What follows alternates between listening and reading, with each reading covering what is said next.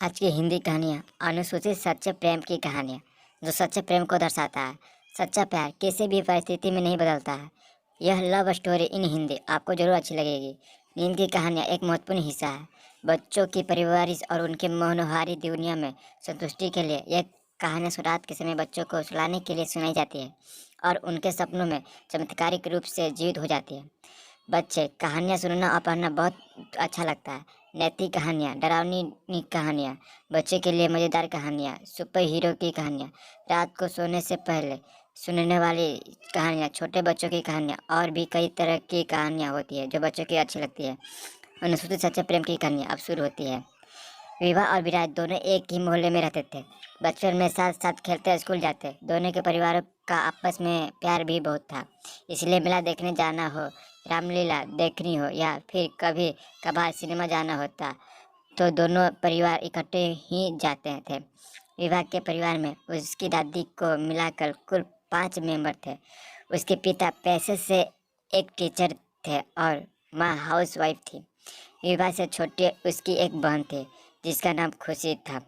बहुत ही संस्कारी परिवार था। दादी सुबह शाम भजन कीर्तन कर परमात्मा का नाम जपती रहती।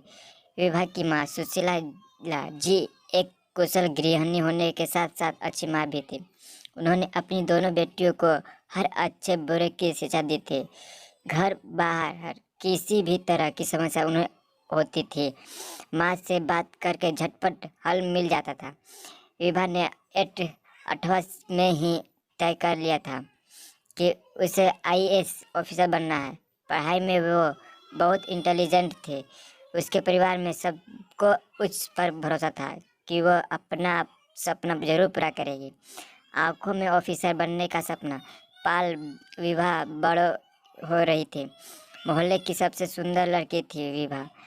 लंबे घने बाल, गोरा रंग, खिलखिलाता चेहरा, किसी परी से कम नहीं थी वो, जो उसके देखे बस देखता ही रह जाए।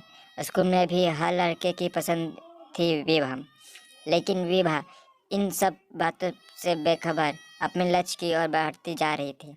उसके 12th में पूरे शहर में टॉप करके अपने माँ बाप का नाम रोशन कर दिया।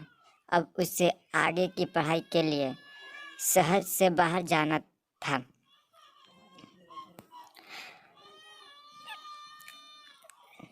इसके बाद सुनो क्या होता है।